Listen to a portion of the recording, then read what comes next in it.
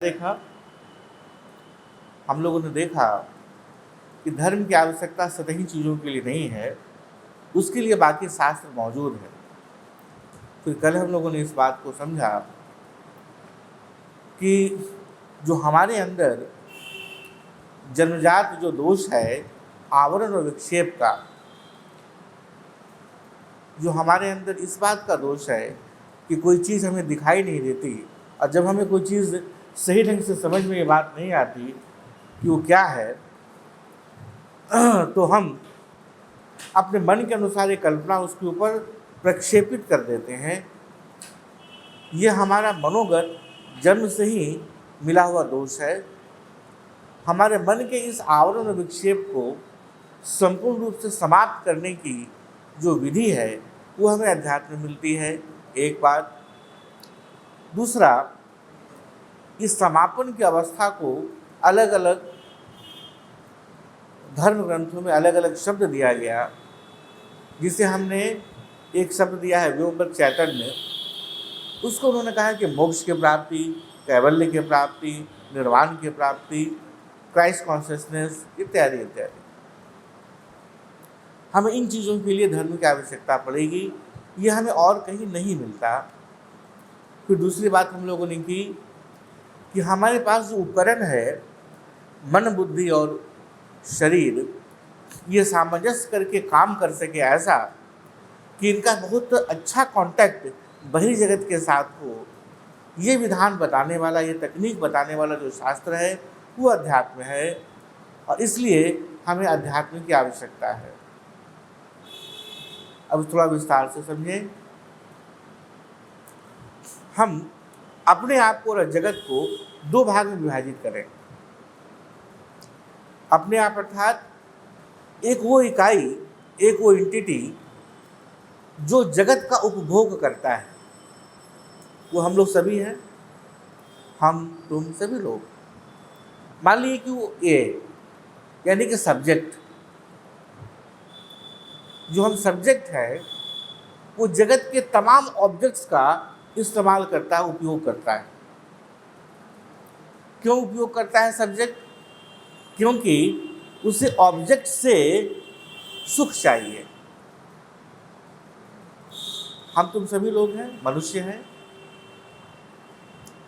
हम पंखा चलाते हैं जो ऑब्जेक्ट है, हम लाइट जलाते हैं जो ऑब्जेक्ट है, हम किताबें पढ़ते हैं जो ऑब्जेक्ट है, हम गाड़ी चलाते हैं जो ऑब्जेक्ट है।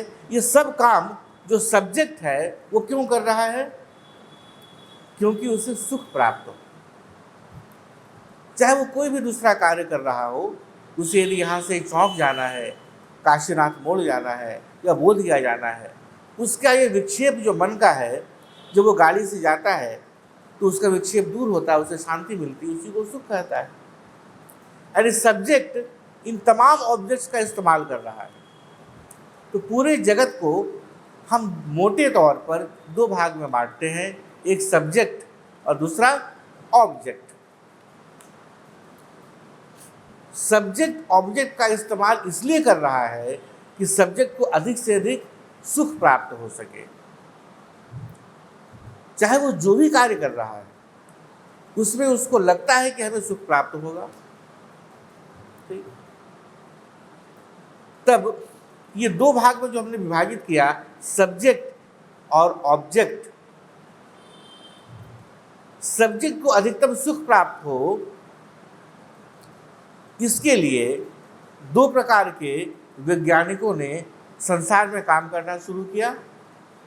एक, जो ऑब्जेक्ट है हमारे पास, इसको और कैसे बेहतर से बेहतर बना सके, इसको और कैसे हम सब्जेक्ट के मन के अनुकूल, शरीर के अनुकूल, बुद्धि के अनुकूल बना सके, इसके ऊपर वैज्ञानिकों ने अनुसंधान करना प्रारंभ किया। उदाहरण के तौर पर पहले बैलगाड़ी था, तो हम लोग यात्रा जब करते थे कहीं भी, यहाँ से यदि हमको बोधगया जाना है तो समझिए कि हम लोग को 3 घंटा, 4 घंटा या 5 घंटा लगेगा बैलगाड़ी में बैठे, साहब चल रहा है धीरे धीरे, गप करते हुए हम लोग जा रहे हैं। वही बहुत बड़ी बात थी, क्योंकि उसके पहले क्या था कि पैदल चल के जाना था, थक जाते थे। तो ऑब्जेक्टिव वर्ल्ड या वैज्ञानिकों ने क्या किया कि भाई चक्का बनाया, पशु को पालतू बनाया, फिर एक गाड़ी बनाई और बैल के पीछे बांध दिया, बोला कि बैलगाड़ी हो गया। तो ऑब्जेक्ट वर्ल्ड में उसने एक नया अनुसंधान किया, एक नया डिस्कवरी किया, एक नई खोज की, कहा कि देखिए बैलगाड़ी से हम जा सकते हैं। फिर ऑब्जेक्टिव वर्ल्ड में आगे के वैज्ञानिक आए, उन्होंने कहा कि बैलगाड़ी छोड़िए, वो तो है, हम लोग घोड़ा गाड़ी बनाते हैं। फिर और आगे बढ़े लोग बोले कि नहीं मोटर गाड़ी बनाते हैं। फिर और आगे बढ़े लोग बोले हवाई जहाज बनाते हैं। अब ये जो ऑब्जेक्टिव वर्ल्ड था, इसमें नए नए अनुसंधान होते गए, किसके लिए? जो सब्जेक्ट है उसको अधिक से अधिक सुख प्राप्त हो। पहले जो ऑब्जेक्ट था उसमें गुफा में रहते थे मनुष्य। वैज्ञानिकों ने शोध करना प्रारंभ किया, बोला कि गुफा तो है ठीक, लेकिन हम लोग अलग से अपना भी एक मकान बना सकते हैं। तो पहले फूस का मकान बना, पत्तों का मकान बना, बांस का मकान बना। अब होते होते आज बुर्ज खलीफा जैसा हमारे पास मकान है, बिल्डिंग्स है, रचनाएं हैं।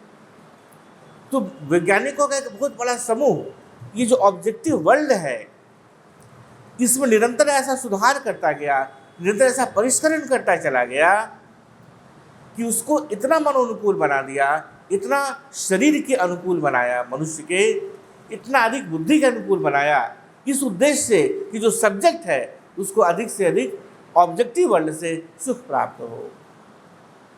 भीषण गर्मी है, तो कभी आप सोच ही नहीं सकते थे कि अरब के रेगिस्तान में आपको ठंडी हवा भी मिल सकती है। और आज एयर कंडीशन ऐसा है कि वहाँ आप हिमालय बना सकते हैं। हिमालय की तराई में भयंकर ठंड है, आप सोच ही नहीं सकते थे कि भी वो जगह गर्म भी हो सकती है। और आज वहाँ पर हीटर लगा करके रूम को ऐसा गर्म कर सकते हैं कि आप लगेगा कि आप रेगिस्तान में हैं। ये सारा ऑब्जेक्टिव वर्ल्ड के वैज्ञानिकों ने शोध किया। पहले चांद तारे हम देखते थे नीचे से और लगता था कि नहीं वहाँ तो पता नहीं क्या है, वो वहाँ जाना तो असंभव है। अब हम चांद तारों तक पहुँच गए। पहले हमें ये नहीं पता था कि पृथ्वी घूमती कैसे है, अब हमें मालूम है कि पृथ्वी का डायमीटर क्या है। भौतिक शास्त्रियों ने असाधारण खोज किया, इतना खोज किया कि ऑब्जेक्टिव वर्ल्ड को इतना अनुकूल बनाने का प्रयास किया कि जो सब्जेक्ट का शरीर चाहता है, मन चाहता है, बुद्धि चाहती है, उसके अनुकूल उस ऑब्जेक्टिव वर्ल्ड को बनाना शुरू किया। उसका उद्देश्य क्या था कि हमारा जो सब्जेक्ट है उसको अधिक से अधिक सुख प्राप्त हो। आज विज्ञान की इतनी प्रगति के बाद भी हम पूरे जगत में देखते हैं तो पुराने प्राचीन काल के उस शांत वातावरण से अधिक हमें कोलाहल प्रतीत होता है। इस परम ऊंचाई में, जो भौतिक विज्ञान के परम ऊंचाई के बीच भी यदि सबसे अधिक आत्महत्या का रेट हम देखते हैं कहीं है तो उसी जगत में है जो सर्वाधिक विकसित देश कहा जाता है। इस प्रकार की विडंबना क्यों है? यदि विज्ञान ने इतनी प्रगति की और ऑब्जेक्टिव वर्ल्ड को इतना सुंदर बनाया कि सब्जेक्ट को अधिकतम सुख प्राप्त हो, तो फिर इसको सुख प्राप्त क्यों नहीं हो रहा है जिसे हम सब्जेक्ट कह रहे हैं? तो एक प्रकार का जो वर्ग था वैज्ञानिकों का, वो ऑब्जेक्ट के ऊपर काम कर रहा था। दूसरे प्रकार के वैज्ञानिकों ने कहा कि तुम जिस ऑब्जेक्टिव वर्ल्ड को तुम सुधार रहे हो, परिष्करण कर रहे हो, उत्थान कर रहे हो, उसका अनुसंधान करके नई नई खोजें ला रहे हो, इसका इस्तेमाल कौन करेगा? इसका इस्तेमाल तो करेगा सब्जेक्ट। यदि ऑब्जेक्टिव वर्ल्ड में हम एक बहुत ही शानदार चाकू बनाते हैं, इतना शानदार चाकू कि आप उससे किसी भी चीज को एक झटके में काट सकते हैं, चाहे जितना भी कठोर हो, उस चाकू का इस्तेमाल करने वाला कौन होगा? सब्जेक्ट होगा। अब यदि सब्जेक्ट सुश्रुतो है, सब्जेक्ट यदि ग्रेटेस्ट साइंटिस्ट है, सब्जेक्ट यदि बहुत शानदार शल्य चिकित्सक है, यानी सर्जन है, तो उस चाकू का इस्तेमाल वो क्या करेगा? यदि किसी के पेट में अपेंडिक्स है, कोई रोग है, किसी के शरीर के, किसी के हाथ में कोई ऐसा घाव है, कैंसर है, तो उस चाकू का इस्तेमाल करेगा उसको रोग से मुक्त करने के लिए। सब्जेक्ट उस ऑब्जेक्ट का इस्तेमाल क्या करेगा? यदि वो शल्य चिकित्सक है, यदि वो एक अच्छा व्यक्ति है, चिकित्सक है, तो ऑपरेट करेगा। यदि सब्जेक्ट एक बहुत भयंकर अपराधी है, हत्यारा है, तो उसी चाकू का इस्तेमाल वो क्या करेगा? रात के अंधेरे में किसी कोने में खड़ा रहेगा, किसी के आने की प्रतीक्षा करेगा, सटाएगा, बोलेगा दो, और वो गवाह ना बन जाए इसलिए उसी से उसकी हत्या भी कर देगा। यानी भौतिक विकास में हम वस्तुओं को चाहे जैसा बना लें, उससे हमें सुख मिलेगा कि नहीं मिलेगा, या उससे समाज का कल्याण होगा कि नहीं होगा, ये निर्णय होगा तब जब सब्जेक्ट कैसा है। चाहे भौतिक विकास का चरम ऊंचाई पर पहुंच जाइए, इस भौतिक ऊंचाई के चरम ऊंचाई को आप सुख में परिवर्तित तभी कर सकते हैं जब आप सब्जेक्ट के अंदर परिवर्तन ला सकें। आइंस्टीन जैसा महान वैज्ञानिक, जिसकी बौद्धिक ताकत के आगे सारा विश्व सर झुकाता है, उसने जब परमाणु बम बनाने का नुस्खा जो फॉर्मूला दिया, तो फॉर्मूला ऐसे लोगों के हाथ में आया कि वो जो काला दिन है भारत के, विश्व के मानव इतिहास का, नागासाकी और हिरोशिमा, लाखों लोग एक क्षण में मार दिए गए। वो जिसको भेजा गया था उस बम को गिराने के लिए, वो मानसिक रूप से विक्षिप्त हो गया था जब उसे पता चला कि हमने क्या किया है। उसको कहा गया था तो तुम सीधे गिराना और रुकना नहीं, सीधे लौट के चले आना। तो गिराने के बाद क्या होगा ये उन लोगों को मालूम था। उसके पहले परमाणु बम जैसी चीज के बारे में विश्व जानता भी नहीं था कि क्या है। तो जो व्यक्ति परमाणु बम गिराने के लिए गया अपने विमान से, वो नहीं जानता था कि ऐसा भी कोई परमाणु बम हो सकता है। इतना भीषण भयंकर बर्बादी हो सकता है, भयंकर नुकसान हो सकता है मनुष्य समाज का। तो खूब आराम से उसको गिराया और ऊपर प्रतीक्षा करते रहा, देखते हैं होता क्या है। जब भयंकर विस्फोट हुआ तो उसका विमान भी उसके अंदर इतना ज़्यादा प्रभावित हुआ कि वो गिरने लगा। बहुत मुश्किल से अपने विमान को बचा करके वो वापस लौट पाया। और आज तक उस त्रासदी की कहानी तुम आज तक भी जाके गूगल पर सर्च करो, अभी भी जो वहाँ पीढ़ियाँ जन्म ले रही हैं वो बहुत प्रकार के रोग से ग्रसित है। पूरा शरीर ही उसका रेडिएशन से भरा हुआ है। तो ऑब्जेक्टिव वर्ल्ड में आपने परमाणु बम जैसी ऊर्जा को खोजा और इस्तेमाल क्या किया आपने? नष्ट करने के लिए समाज को। यानी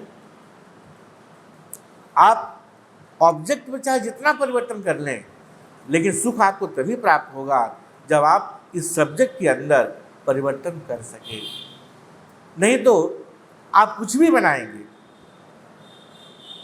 जैसे उदाहरण के लिए हम लोग देखते हैं टीवी, हम लोग देखते हैं मोबाइल, ये दोनों अद्भुत चीज़ है। गूगल बहुत अद्भुत चीज़ है, नया अनुसंधान है और सारा ज्ञान का भंडार उसमें भरा हुआ है। तो क्या हम कभी ज्ञान को देखने के लिए, समझने के लिए कभी क्या उसको ओपन करते हैं, खोलते हैं? नहीं करते, क्योंकि हमारा जो सब्जेक्ट है वही रुग्ण है, वही इतना ज़्यादा दोष से भरा हुआ है कि हम टीवी में वही देखते हैं जिससे हमारा मन विक्षेपित हो। हम मन को ऐसा लगाए रखते हैं अनेक अनेक खेलों में कि उससे हमें कुछ भी प्राप्त नहीं होता, कुछ भी गेन नहीं होता। हमारे गुरुदेव इसलिए कहा करते थे कि जो ऑब्जेक्टिव वर्ल्ड में हम लोग अनुसंधान कर रहे हैं, वो जो निवेश कर रहे हैं हम जगत में, यह मनुष्य के ऊपर कर रहे हैं। ध्यान से समझ रहा, मनुष्य के ऊपर कर रहे हैं। ऊपर कर रहे हैं अर्थात मनुष्य को चाहिए मकान तो मकान बना दिए, मनुष्य को चाहिए गाड़ी, गाड़ी बना दिए, मनुष्य को चाहिए ये स्त्री है तो पुरुष, पुरुष है तो स्त्री, तो उसको विभिन्न प्रकार की ऐसी सुविधाएं दे दिए। उसको चाहिए धन, वस्त्र, वो सब दे दिए। ये मनुष्य के ऊपर किया गया आपका निवेश है, आपका इन्वेस्टमेंट है। और हम मनुष्य के अंदर कोई निवेश नहीं करते, इसलिए जितना निवेश हम उसके ऊपर करते हैं, चूंकि हमने उसके अंदर कोई निवेश नहीं किया है, न केवल उसका नुकसान होता है न केवल उसे सुख की जगह दुख मिलता है, बल्कि उसके कारण पूरे जगत में दुख बंटना शुरू हो जाता है। तुम ध्यान से देखना अपने जीवन में, जिस दिन तुम खुश रहते हो, प्रसन्न रहते हो, तुम्हारे आसपास का पूरा वातावरण प्रसन्न और खुश रहता है। जैसे तुम दुखी होते हो, निराश होते हो, हताश होते हो, तुम अपने आसपास वही बांटना प्रारंभ करते हो। ठीक।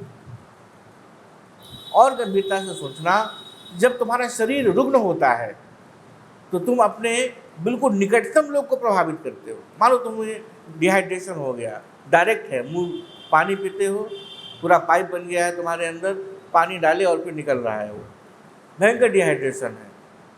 कितना लोग प्रभावित होगा तुमसे? बहुत ज़्यादा तुम्हारे माता पिता, एक आध दोस्त या भाई, 5 लोग 6 लोग, सब लोग लगे रहेंगे, कोई पानी चढ़ाएगा, कोई दवा देगा, यही होगा।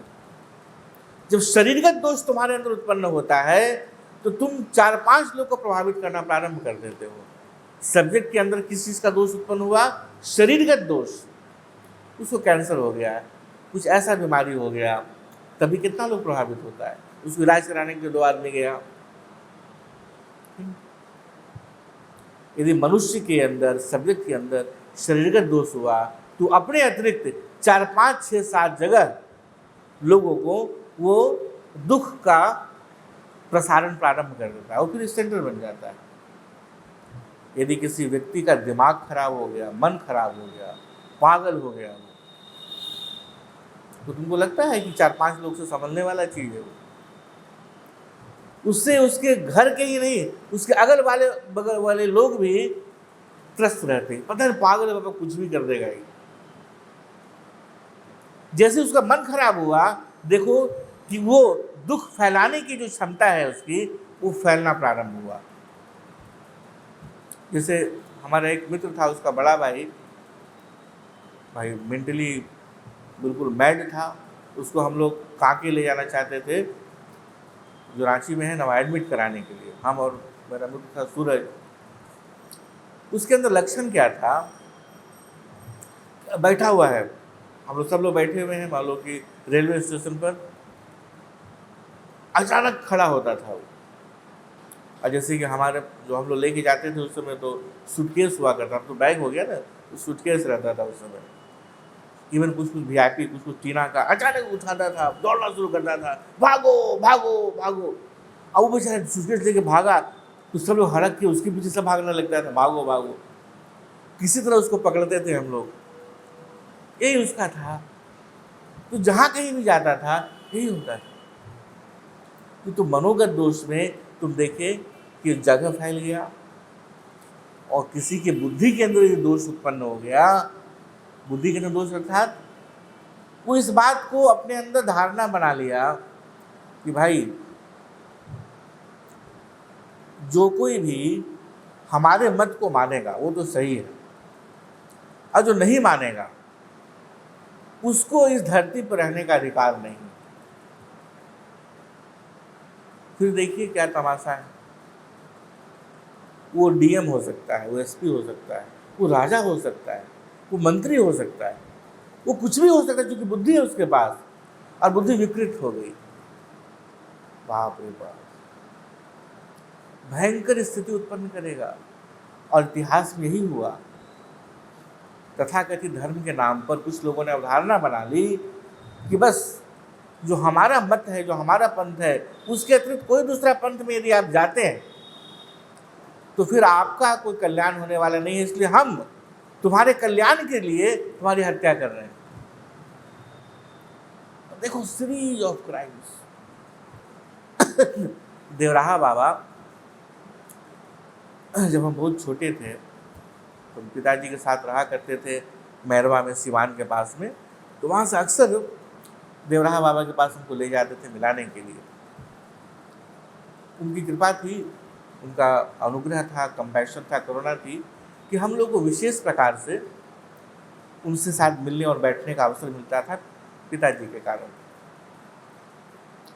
उस क्रम में बहुत लोग को आते हुए हम लोगों ने देखा, और बचपन के कुछ दृश्य हमको साफ साफ याद हैं। उस इंदिरा गांधी भी आती थी मिलने के लिए उनसे, बहुत बड़े बड़े लोग आते थे। तो वो मचान हुआ करता है, इस मचान पर देवराहा बाबा बैठते थे और उसके आगे, बहुत आगे, बांस का बैरियर रहता था। अधिकतम लोग बैरियर की उसी तरफ रहते थे। कुछ लोग, जैसे हम लोग को उसका सौभाग्य मिला, हम लोग अंदर जाकर के उनके पास खड़े हो पाते थे। ऊपर वो रहते थे, नीचे खड़े रहते थे हम लोग, या बैठते थे। तो उसमें उनसे मिलने के लिए सैकड़ों की संख्या में लोग पंक्तिबद्ध होकर खड़े रहते थे, उसी क्रम में मिलते थे। लेकिन जब इंदिरा गांधी आती थी तो उस पूरा पंक्ति को छोड़ करके उनसे मिल लिया करते थे। तो एक भक्त ने उनसे प्रश्न किया कि आप ऐसा पक्षपात क्यों करते हैं? सैकड़ों की संख्या में, हजारों की संख्या भक्त खड़े हैं, सब कुछ छोड़ करके जब इंदिरा गांधी आती हैं तो आप मिल लेते हैं उनसे, क्यों ऐसा करते हैं? तो बाकी जो भक्त बेचारा सब खड़ा है, इसका मतलब उसका कोई मूल्य नहीं है।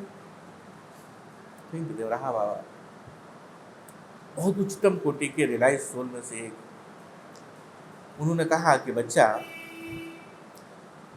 तुम्हारा यदि दिमाग खराब हो जाएगा, बुद्धि विकृत हो जाएगी, तो तुम कितना लोग का नुकसान करोगे?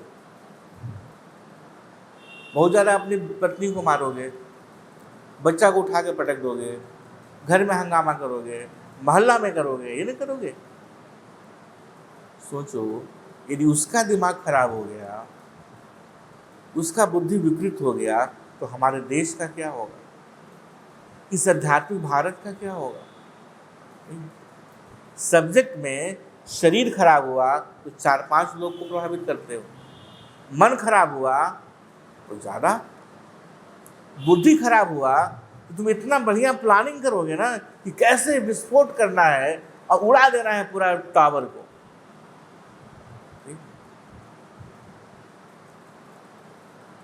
चाइना की जो दीवार है, चीन की दीवार, उसको बनने में 300 साल 400 साल लगे, जैसा हम लोग सुनते हैं ना।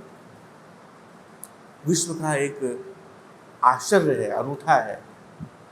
क्यों बनाया गया था? कि जो आक्रमणकारी हैं, चाइना के जो आक्रमण करते हैं, वो किसी तरह प्रवेश न कर सके चाइना में, इसलिए चीन की दीवार बनाई गई, बहुत लंबी, बहुत शक्तिशाली, बहुत मजबूत। जब पूरा का पूरा बन गया तो चाइना के सम्राट ने सोचा कि अब तो भाई निश्चिंत है, हमारा चाइना सुरक्षित है, कोई यहाँ प्रवेश अब नहीं कर सकता। 6 महीना के अंदर चाइना के अंदर उसी दीवार की उस तरफ से आक्रमणकारी ने उस दीवार के अंदर जो दरवाजे थे उससे प्रवेश करके आक्रमण किया। बड़ा आश्चर्य हुआ, क्या हुआ भाई? बोला कुछ नहीं, जो दरबान खड़े किए गए थे दरवाजे पर, उन्हें घूस दिया गया। चाइना की दीवार को बनाने के लिए इतना इन्वेस्टमेंट किया गया, दरबान के अंदर यदि इन्वेस्टमेंट किया गया होता कि तुम्हारे अंदर नैतिक मूल्य होना चाहिए, तुम्हारे अंदर ईमानदारी होना चाहिए, देशभक्ति होनी चाहिए, यदि ये निवेश किया गया होता तो शायद दीवार की भी जरूरत नहीं पड़ती। एक व्यक्ति ही काफी था उसे रोकने के लिए। तो ऋषि परंपरा ने कहा कि जो सब्जेक्ट है, इसके अंदर निवेश आवश्यक है, ऑब्जेक्ट के साथ साथ।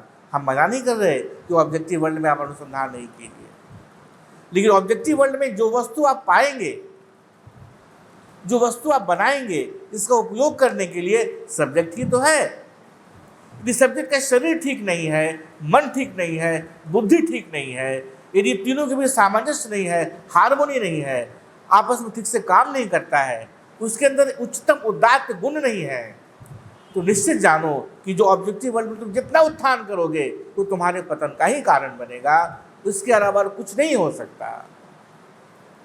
इसका जीवंत ज्वलंत उदाहरण है आज का जो विश्व है। क्यों इतनी मन की अशांति है? क्यों ऐसा है कि हम अक्सर देखते हैं कि जो आईएएस ऑफिसर है वो भी आत्महत्या कर रहे हैं? क्या चीज़ की कमी है उसके पास? क्या है कि आईआईटीएन उसको हम देखते हैं कि आत्महत्या कर रहे हैं? आखिर क्या है कि विदेश में जो विकसित देश है वहाँ आत्महत्याएं हो रही है, जहाँ सारा कुछ एमंडन में पड़ा हुआ है। क्योंकि हम लोगों ने सब्जेक्ट में निवेश नहीं किया, हम लोगों ने ऑब्जेक्ट में निवेश किया। तो ये तीसरा क्षेत्र है जहाँ अध्यात्म की आवश्यकता है। अध्यात्म की आवश्यकता इसलिए नहीं है कि कोई ईश्वर चाहिए, इसलिए नहीं है कि नैतिक मूल्य चाहिए, इसलिए नहीं है कि बाकी सतही चीज़ों की हमें ज़रूरत है, उसके लिए वाकई विज्ञान है। लेकिन जो हमारा अपना उपकरण है, जो सब्जेक्ट है, मन बुद्धि और शरीर, काया मन और बुद्धि, इसके अंदर हम कैसे ऐसा हार्मोनी उत्पन्न करें कि इसे इस ऑब्जेक्टिव वर्ल्ड के साथ जो संबंध बनाना है, वो संबंध बनाने का तकनीक, आर्ट ऑफ राइट लिविंग, कैसे हम जिए, वो कला क्या है कि हम ऐसा जिए कि लगे कि झीनी झीनी बीनी रे चदरिया जो कबीर का है, कि हमने अपनी जो चदरिया थी वो जैसा था ज्यों के त्यों धर दी नहीं चदरिया, हम उसको वैसे ही रख दिए जैसा हमने उसको धारण किया था। कैसे हम ऐसी स्थिति को प्राप्त करें, इसकी तकनीक, इसका पूरा विज्ञान यदि कहीं है तो कहाँ है? अध्यात्म में, अध्यात्म की। और जो कोई विज्ञान, जो कोई शास्त्र इसकी बात करता है, वो अध्यात्म से इन्हीं टुकड़ों को लेकर, इन्हीं मोतियों को लेकर आप लोग को बांट रहा है, हम लोग को बांट रहा है। उसी तकनीक अपने आप कहीं आसमान से नहीं प्राप्त हो जाएगी। अक्सर हम देखते हैं कि ऐसे अनेक महापुरुष मिल जाएंगे, तथाकथित महापुरुष, जो कहेंगे कि ये मैंने अनुसंधान करके निकाला है कि मन को कैसे शांत करें। और जब तुम उनको सुनोगे तो समझ में आएगा कि वही बात बोल रहा है जो गीता में, जो उपनिषद में, जो ब्रह्म सूत्र में, जो बाइबिल में, कुरान में, गुरु ग्रंथ साहिब में और धम्मपद में, जैन सूत्र में, जन्म अवस्था में जो कहा जा रहा है, बस उसमें से एक टुकड़ा निकाल लिया है और क्लेम कर रहा है कि मैंने उसे बनाया है, मैंने कहा है उसे। क्या पागलपन है! जो इतना भी ईमानदार नहीं कह सके कि भाई हजारों साल की ऋषि परंपरा से ये ज्ञान आ रहा है और मैंने वहाँ से इसको ले करके समझा है, अनुभव किया है और अब मैं आपको बता रहा हूँ। जो इतना भी ईमानदार नहीं है वो फिर व्यापार चला रहा है। इसलिए तुम देखोगे कि अनेक ऐसे योग को सिखाने वाले लोग हैं वेस्टर्न में, जिनके ऊपर अनेक इस प्रकार के मुकदमे हुए कि वो व्यभिचार कर रहे हैं। अनेक ऐसे मेडिटेशन सिखाने वाला समूह है जो कहते हैं कि आपके मन की शक्ति को अद्भुत बढ़ा देंगे, कर देंगे, और फिर तुमको बाद में पता चलेगा कि वो एक प्रकार का धोखा है, ठग है।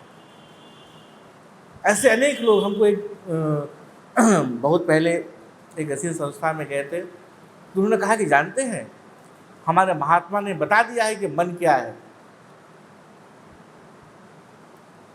और उन्होंने जो परिभाषा दी वो था कि विचार का प्रवाह मन है। और हम लोग के यहाँ तत्वबोध जो भी पढ़ेंगे हम लोग, प्रारंभिक पुस्तक है आदि गुरु शंकराचार्य का, उसके पहले भी पतंजलि योग सूत्र है, उसके पहले भी ऋग्वेद है। हम यदि बिल्कुल आधुनिकतम बात करें कि शंकराचार्य, गुरु शंकराचार्य ईसा मसीह के बाद हुए, 6वीं या 7वीं सदी के आसपास में हुए हैं वो। तो उन्होंने मन की परिभाषा क्या दिया था? मन क्या है? संकल्प विकल्प इति मनः, कि जो विचार करता है, संकल्प करता है, फिर विकल्प करता है, वो मन है। अब इसको वो बता रहे हैं 1990 में कि हमने नया अनुसंधान किया है, मुझे पता चला है, बिल्कुल नई बात आपको हम बता रहे हैं जो हमारे ही महाराज ने समझाया। वो क्या? कि भाई मन ये है। हम बोले बड़े प्रभु, हम आज से जब 83-84 में हम पढ़ाई शुरू किए थे अध्यात्म का, उस समय सबसे पहले मन के ही बारे में बताया गया था शास्त्र से। तो क्यों क्लेम करते हैं आप कि आपको नया नया अनुसंधान हो गया? ये ऐसे अनेक लोग मिलते हैं। इसलिए ध्यान रखना है हम लोग, सब लोग को भी, कि जो कुछ भी हम आपको बता रहे हैं ये मेरा व्यक्तिगत नहीं है। जो ऋषि परंपरा हजारों लाखों साल से चली आ रही थी, ऋषि का मतलब केवल हिंदू ऋषि नहीं, हर पंथ के वो व्यक्ति, ऋषि मतलब जो दृष्टा, जिसने समझा, जिसने विज्ञान से खोज किया, वो ऋषि है। वो ज्ञान का जो पुंज है उसमें से कुछ कुछ निकाल करके हम लोग उसको बांट रहे हैं। ये मेरा व्यक्तिगत नहीं है। एक बार गुरुदेव विदेश में प्रवचन कर रहे थे, इसी चार्ट को समझा रहे थे, बता रहे थे। इसको तो हम लोग करेंगे ही, धीरे धीरे वहाँ पहुँचेंगे। पहले तो हम लोग पृष्ठभूमि तैयार हो रहा है। तो जहाँ वो लेक्चर ले रहे थे, वहाँ यूनिवर्सिटी के, वहाँ का जो ग्रेटेस्ट यूनिवर्सिटी था, हम जगह का नाम भूल रहे हैं, कहीं स्वीडन का था कि कहाँ का जगह का था। अनेक प्रोफेसर ऐसे आए थे सुनने के लिए। जब उनका प्रवचन समाप्त हुआ तो अपने रूम में बैठे हुए थे, तो सभी लोग आए उनसे मिलने के लिए। तो वहाँ विचित्र है ना, स्टूडेंट और लेक्चरर और प्रोफेसर में तुमको अंतर समझ में नहीं आएगा। उसी तरह से वो भी एकदम हैंकी पैंकी रहते हैं जो प्रोफेसर हैं, और स्टूडेंट तो खैर हैंकी पैंकी है ही है, पूरा एकदम विचित्र टाइप का। आकर के उनको घेर के बैठा सब। तो गुरुदेव को लगा कि स्टूडेंट तो आगे बैठा होगा। बोले हाँ बोलो क्या बात है। तो बताया कि हम लोग, कोई प्रोफेसर है तो कोई डीन है तो कोई ये है। उन्होंने कहा कि स्वामी जी, जो आपने बताया कि आपका न्यू डिस्कवरी है। तो गुरुदेव कहा, ऋषि परंपरा से जो हम लोगों ने प्राप्त किया है वो हमारा व्यक्तिगत कैसे हो सकता है। ये जो ज्ञान हम बांटे ये अनादिकाल से चला आ रहा है, हम तो उसके वाहक मात्र हैं। उन्होंने कहा कि अभी हम लोग अनुसंधान कर रहे थे, बीच में एक कड़ी छूट रही थी, समझ में नहीं आ रहा था कि मन की व्याख्या में उसको कैसे व्याख्या करें। आपके इस बात से वो कड़ी जुड़ गई, और जो नया हम लोग अनुसंधान लिखने वाले हैं उसमें उसको हम लोग डालेंगे। उन्होंने बिल्कुल डाली, और वो थीसिस छपी, बहुत प्रसिद्ध हुई थीसिस। उस पर हम लोग जब आगे बात करेंगे मन के ऊपर, तो हम लोग बात करेंगे क्या था वो। तो लोग सोचते हैं कि बिल्कुल नई बात हम बता रहे हैं। ये हजारों साल के अनुसंधान में ऋषियों ने जो सब्जेक्ट के ऊपर अनुसंधान किया, उसके अनुसार जो विज्ञान को उन्होंने बनाया, विज्ञान अर्थात न केवल एब्स्ट्रैक्ट साइंस बल्कि अप्लाइड साइंस। ऐसे बहुत सारे तुम्हें वेस्टर्न फिलोसफर्स मिलेंगे जिनके फिलॉसफी अद्भुत है। जैसे एक बहुत शानदार दर्शन है, किसी ने पूछा था कांट से कि नैतिक क्या है, अच्छा क्रिया क्या है। जानते हो परिभाषा क्या अद्भुत दिया उन्होंने। कहा कि जिसे पूरा जगत यदि एक साथ करे तो जगत और अच्छा प्लेस हो जाए रहने के लिए, और बेहतर हो जाए, सुंदर हो जाए, सुख और आनंद से भर जाए, वो नैतिक है। और यदि सब लोग ऐसा एक काम करने लगे जिससे उल्टा होने लगे कि पूरा जगत ही दुख में संताप से भर जाए, तो ऐसा कृत्य अनैतिक है। जैसे प्रेम, पूरा जगत ही प्रेम करने लगे सबको, और घृणा सब लोग करने लगे, तो जगत चल ही नहीं सकता एक दिन भी। ऐसे ऐसे दर्शन को देने वाला जो विज्ञान, ये फिलोसफर्स हैं, उनका जो व्यक्तिगत जीवन था वो करप्ट रहा, दोषपूर्ण रहा, ऐसा रहा जिसकी चर्चा आप नहीं कर सकते। यानी दर्शन अलग हो गया और उनका जीवन चर्चा, जो जीवनचर्या थी उनका, जो उनका चरित्र था, वो बिल्कुल अलग हो गया। बोले कि हम मेंडेली ने बताएंगे आपको, हम कैसे जीते इससे मतलब नहीं है। जैसे नहीं, क्योंकि पंडित जी प्रवचन दे रहे थे कि बैगन में कितना अवगुण है, नाम ही है बैगुण, बिना कोई गुण का। पूरा भाई 2 घंटा तक प्रवचन दिए, बैगन में ये अवगुण वो अवगुण। जब वहाँ से निकलने लगे तो दान में मिला उनको, भाई कोई रखा ही नहीं चाहता था बैगन अपने पास, तो पूरा एक बोरा उनको दान में मिल गया बैगन।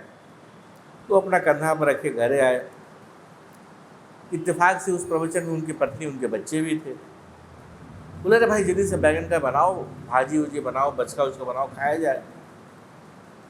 सब लोग बोला, उनकी पत्नी उनके बच्ची क्या करते हैं, अभी 2 घंटा प्रवचन दे के आए हैं कि बैगन कितना बुरा है, और बोलते हैं बैगन लाने के लिए। बोले भैया प्रवचन का बैगन दूसरा होता है और हमारे थाली का बैगन दूसरा है, दोनों में अंतर है। बोले इसी तरह जो अनेक ऐसे फिलोसफर हमें मिलते हैं जो कि बोलने में तो अद्भुत है, लेकिन उनका जीवन का कोई चरित्र नहीं है। प्राच्य देश में कहा गया कि आपको केवल बताना नहीं है कि भाई ऐसा मनुष्य होना चाहिए जो सत्य बोले, ऐसा मनुष्य होना चाहिए जो चरित्रवान हो। बोले कि नहीं, बोलने से नहीं चलेगा। ये तो एब्स्ट्रैक्ट साइंस हो गया। उसको कैसे प्राप्त करें, कैसे उसको जिए, ये तकनीक भी आपको बतानी होगी। उन लोगों ने कहा कि यदि आप कहते हैं कि ईश्वर है तो आपको बताना होगा कि ईश्वर से भेंट कैसे हो। ये कहने से नहीं चलेगा कि भाई तुम्हारे अंदर शक्ति नहीं है इसलिए मिलेगा नहीं, ये झालमेल है, तो खाली आप ही को शक्ति मिला था, ये नहीं चलेगा। हमारी ऋषि परंपरा जो सही ऋषि परंपरा है, ध्यान दें ऋषि परंपरा का मतलब केवल हिंदू नहीं, सनातन नहीं, तमाम धर्म जहां बोध से प्राप्त लोग हुए उन लोगों ने कहा कि जो मैं दर्शन तुम्हें दे रहा हूं मैं उसे जीता भी हूं, जो बात मैं तुम्हें बता रहा हूं वो अनुभवजन्य है, कपोल कल्पना नहीं है। इसलिए न केवल उन्होंने क्या किया कि ज्ञान दिया, विज्ञान दिया, बल्कि उसको प्रयोग से कैसे हम प्राप्त करें इसका तकनीक भी दिया। इस कारण गीता जी के हर चैप्टर के अंत में हम लोग पढ़ते हैं, जैसे इसको निकालो,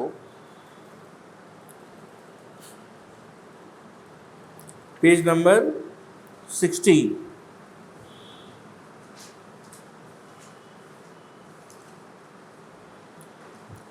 ये तीसरा अध्याय का अंतिम है, सबसे लास्ट में देखो, ओम तत्सदिति श्रीमद्भगवत गीतासु उपनिषदसु ब्रह्म विद्यायां योग शास्त्रे श्री कृष्ण अर्जुन संवादे कर्म योगो नाम तृतीयोऽध्यायः।